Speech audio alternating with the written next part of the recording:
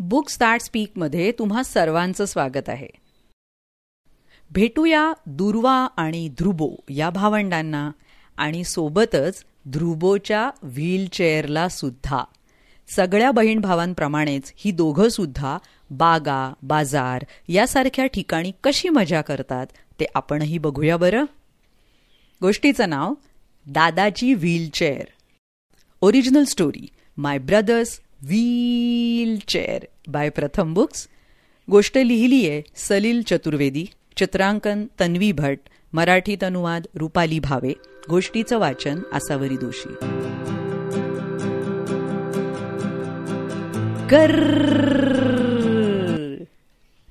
ही आहे मी आणि व्हीलचेअरवर आहे माझा भाऊ. आम्ही येताच सगळे म्हणतात, धम्माल जोडी, चला पाहू. दादाने चाकं रंगवली आहेत पिवळी, निळी आणि तपकिरी. फुगे लावून सजवली की व्हीलचेअर दिसते खूपच भारी. डोकेबाज आहे माझा दादा, हुशार आहे फार.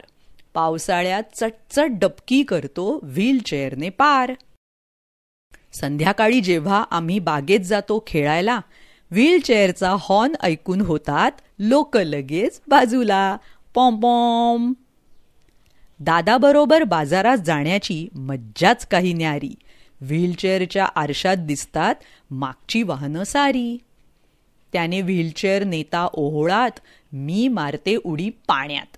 अंगावर पाणी उडवलं की मग दादा ओरडतो जोर जोरात. आईबाबा नेतात जेव्हा टेकडीवर फिरायला, खास चाकं लावतो दादा आपल्या व्हीलचेअरला. सगळे मित्र अगदी वाट बघतात व्हीलचेअरवर चक्कर मारायला. जाम मज्जा मज्जा येते ना तिला जुई करत पळवायला. व्हीलचेअर पळवतो दादा जोरात. बघा त्याची हिंमत. दादा माझा आलाय प्रत्येकच शर्यत जिंकत.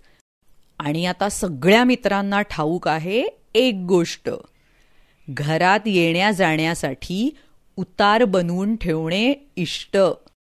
उतार या शब्दाचा अर्थ आहे खरं म्हणजे स्लोप, पण इथे व्हीलचेअरच्या ने-आणीसाठी जो रॅम्प बांधला जातो त्या अर्थाने इथे हा शब्द वापरलाय.